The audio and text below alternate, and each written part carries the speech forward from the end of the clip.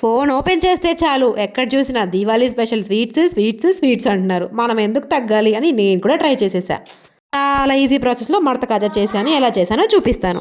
ఒక కప్పు మైదా పిండి తీసుకున్నాను. అందులో కొంచెం సాల్ట్ వేసాను. కొంచెం సోడా ఉప్పు వేసుకొని కొంచెం వాటర్ కలుపుకుంటూ ముద్దలాగా కలుపుకొని పక్కన పెట్టేసుకున్నాను. ఇప్పుడు ఒక కప్పుకి ముప్పావు కప్పు వరకు షుగర్ తీసుకొని అందులోనే అరకప్పు వాటర్ అయితే వేసుకొని పాకంలాగా అయితే పట్టుకున్నాను. పాకం గులాబ్ జామున్ పాకంలాగా తీసుకుంటే సరిపోతుంది. తర్వాత మనం ముందుగా కలిపి పెట్టుకున్న పిండి ఏదైతే ఉందో దాన్ని 2 పార్టీషన్స్ చేసుకున్నాను. ఇప్పుడు పెద్ద చపాతీలాగా ఇలా చేసుకొని దాని మీద కొంచెం నెయ్యి వేసుకున్నాను. ఆ తర్వాత కొంచెం కొంచెంగా మైదా పిండి వేసుకొని మొత్తం స్ప్రెడ్ చేసుకొని తర్వాత సైడ్స్ ఉన్న మొత్తం పిండిని ఇలా కట్ చేసుకున్నాను ఈక్వల్గా. ఇప్పుడు మనం ఒక చివరి నుంచి వాటర్ పక్కన పెట్టుకోవాలి. ఒక చివరి నుంచి ఇలా రౌండప్ చేసుకుంటూ రావాలి. మధ్య మధ్యలో కొంచెం పొడి పిండిని కూడా వేసుకోవాలి. ఇలా మధ్యలో వేసిన పిండిని చేత్తో అలుముకుంటూ ఇలా పైన కొంచెం కొంచెంగా పొడిపిండి ఏదైతే మైదా పిండి ఉందో దాన్ని వేసుకుంటూ ఇలా చేసుకున్నట్టయితే రౌండ్గా చేసుకోవాలన్నమాట. అప్పుడు మనకి మడత కాజా చాలా పర్ఫెక్ట్గా సూపర్గా వస్తుందన్నమాట.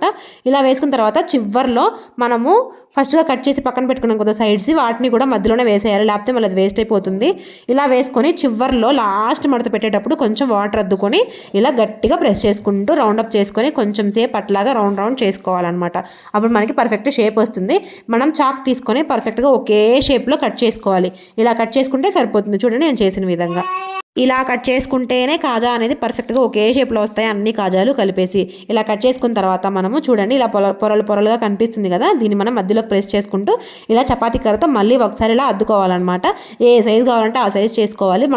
చిట్టి కాజాలంటేనేమో చిన్న చిన్నవి చేసుకోవాలి. నార్మల్ కాజానేమో పెద్దగా చేసుకోవాలన్నమాట. నేను ఇట్లా కూడా కొంచెం పేనీలాగా కూడా చేద్దాంలే అని చెప్పేసి ఏం చేశానంటే కొంచెం పిండిలా రౌండ్ అప్స్ లాగా చేశాను అనమాట. సేమ్ పేనీలు కూడా ఇలానే చేసుకుంటారు.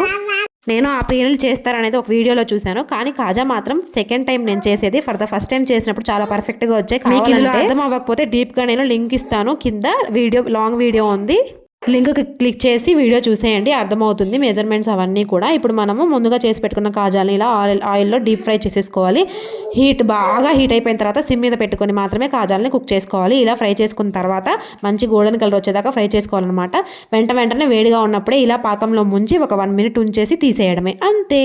చూడండి కాజాల నుంచి పాకం ఎట్లా బయటకు వస్తుందో, చాలా జ్యూసీగా భలే క్రిస్పీగా వచ్చాయన్నమాట. ఈ దీవాళికి నేను చేసిన స్వీట్ ఇదే అనమాట.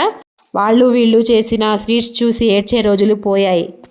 మనం స్వీట్స్ చేసుకొని తినే రోజులు వచ్చాయి. మాహిష్మతి ఊపిరి పీల్చుకో, నేను వచ్చేసాను. నచ్చిందా? నచ్చితే కనుక లైక్ చేసి షేర్ చేసి సబ్స్క్రైబ్ చేసుకో.